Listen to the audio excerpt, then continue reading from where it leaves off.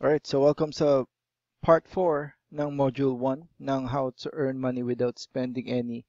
And do sa last video, ang ginawa natin is nag-create tayo ng domain name. Alright, and nag-create tayo ng account with Bitly kung saan pinakli natin yung affiliate link na pinrovide natin sa atin ng ClickBank. Alright, ito yon. Alright, and pinakli natin siya using yung service ng Bitlink, which is ito yung pinrovide na bagong link sa atin na mas maikli. Alright, and then again, i-redirect natin tong link na to dito sa ating ginawang domain name. Alright, or rather, ni-redirect natin from yung ginawa nating domain name papunta dito sa domain name na panikli na pinrovide naman sa atin ng Bitlink. Kung medyo malabo pa, you can go back sa video number 3 to review. Alright, and then again, you can follow the system step by step. Alright, so ngayon pupunta tayo sa YouTube para ma-promote natin yung product.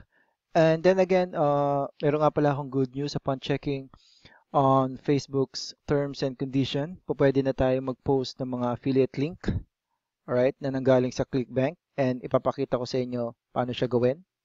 Alright, so yung ginawa natin na pagre-redirect ng URL or link from Hostinger to your affiliate link is gagawin natin sa sa YouTube. Alright, so again, kailangan mo ng channel para makapag-post ka sa YouTube. So click mo lang to, itong nasa gawing kaliwa, and then just click on my channel. And then ibibigay sa inyo itong pop-up message na to. Alright, ito yung pangalan ko, and then gender, complete nyo lang yung mga info, and then birthday. Alright.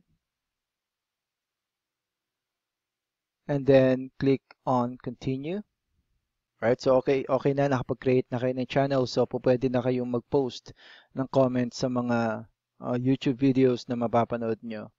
So again, paano ba tayo hanap ng mga videos na pwede nating pag-postan ng affiliate link natin or yung domain name na ginawa natin kanina? So yung ipinopromote ko has something to do with affiliate marketing, so online business siya.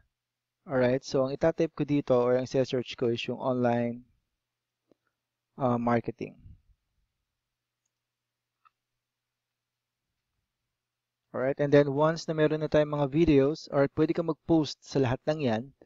Alright, but this time, i-click ko is yung pangalawa, yung 2015 Online Marketing Rockstars. Alright, click lang natin siya. The reason behind that is because yung mga naghahanap or nanonood ng mga video na to that has something to do with online marketing is naghahanap sila ng way kung paano ba sila makakapag or paano ba sila kikita online. Alright, so yun yung gusto natin gawin. So, since nakita na natin itong video, mas maganda kung panonoorin nyo siya. Pero kung nagmamadali ka, pwedeng hindi na. Alright, and then sa comment box, alright, usually sinasabi ko dyan is, great video, it can help a lot of online marketing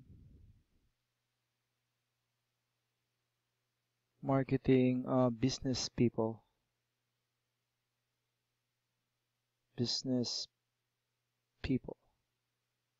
Alright, great videos. It can help a lot of online marketing business people. And then you can also check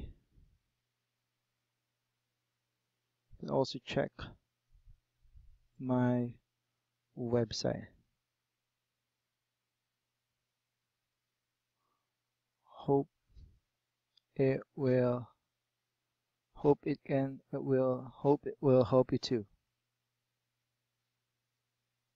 Alright. And then punta lang kayo dito sa Hostinger. Alright, and then hover dun sa hosting and then click on your domain name.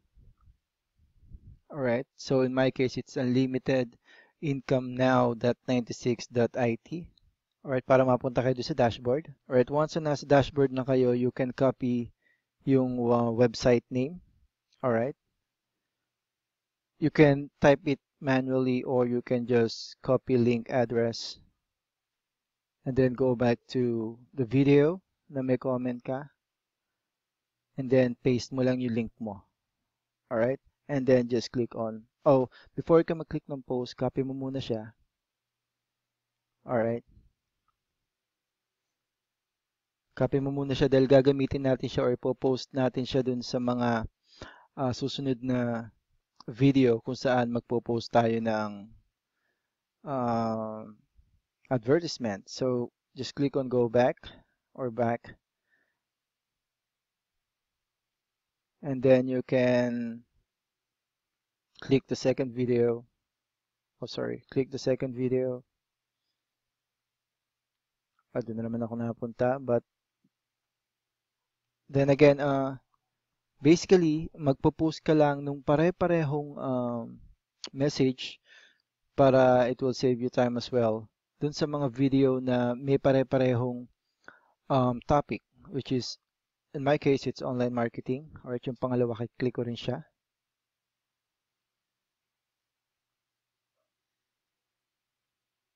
Alright. Alright, so dito sa video na to, punta lang ulit tayo ng comment box.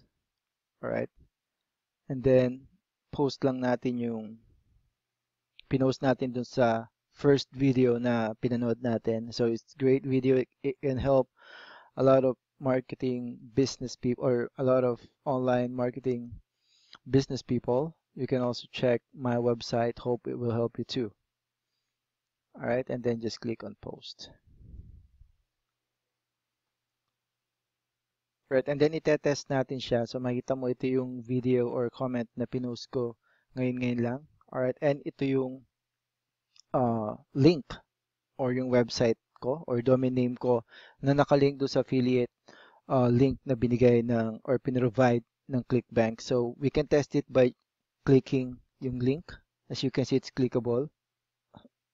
Dahil normal na siya, kulay blue na may underline. So meaning it's clickable. You can click that.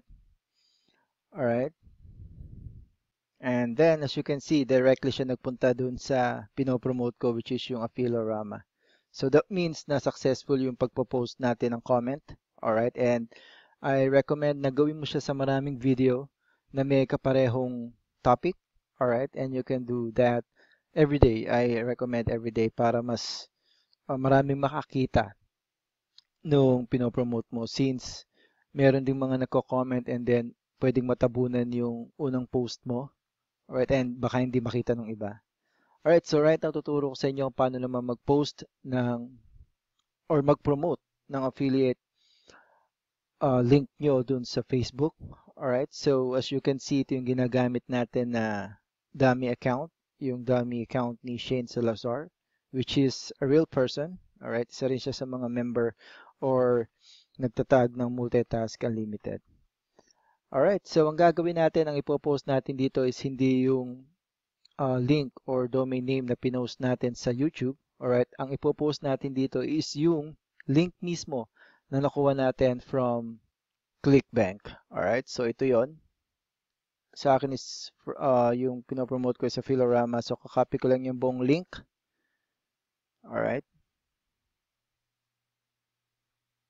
Copy ko lang siya. And then ipopost ko siya dito sa status. Right? Basta i-post nyo lang siya sa status. And then, as you can see, bibigyan kanya ng parang suggested post. Alright? Nung pinopromote mo. So, once na meron ka na nito, alright? Which is mas maganda kesa kung ito lang yung nakapost, pwede mo nang i-delete yung link na pinost mo. Alright? And then, pwede mo siyang lagyan ng ibang post na may kinalaman dito sa pinopromote mo. So, since this is affiliate marketing training, ang lalagay ko is learn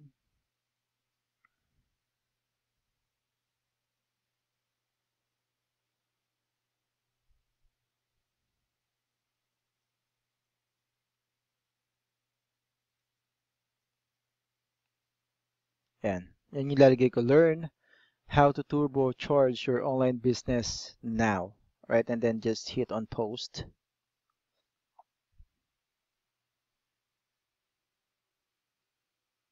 Alright, so as you can see, na-post na natin yung pinopromote mo, which is in my case yung Affilorama.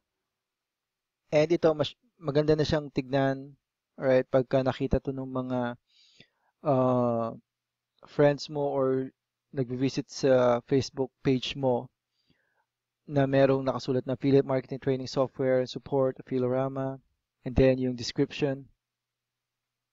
Pwede nilang pindutin yan or pwede nilang click yan and ida-direct sila niyan dun sa website ng Affilorama. Alright, and since ang pinaste natin kanina dun sa status is yung affiliate link mo, alright, ito is connected dun sa ClickBank account mo. Alright, so kahit na ito i-click nila and mag-purchase sila, you will still get your commission. Alright, so itatry na natin siya by clicking this photo or image. Alright, and then again, ida-direct sa affilorama.com. Alright, that means na yung ginawa natin is successful. Alright, so sa Facebook naman, I highly recommend to post this every now and then. Alright, so pwede kayong mag-add ng maraming groups na merong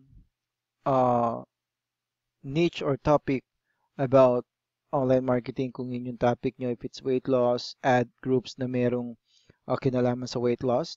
But anyway, lahat yun ituturo natin doon sa mga susunod na video. Alright, kung paano ba kayo mas effective na makakapag-market sa Facebook. Alright, so again, this is the end of module number 1. So ang ginawa natin is nag-register tayo ng account sa ClickBank. Pumili tayo ng product na ipopromote.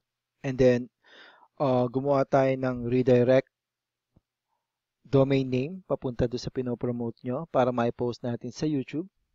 Alright, and then sa Facebook, pwede na natin direktang i-paste dun sa status natin yung affiliate link na nakuha natin from ClickBank. Alright, and again, this is not a get-rich-quick scheme.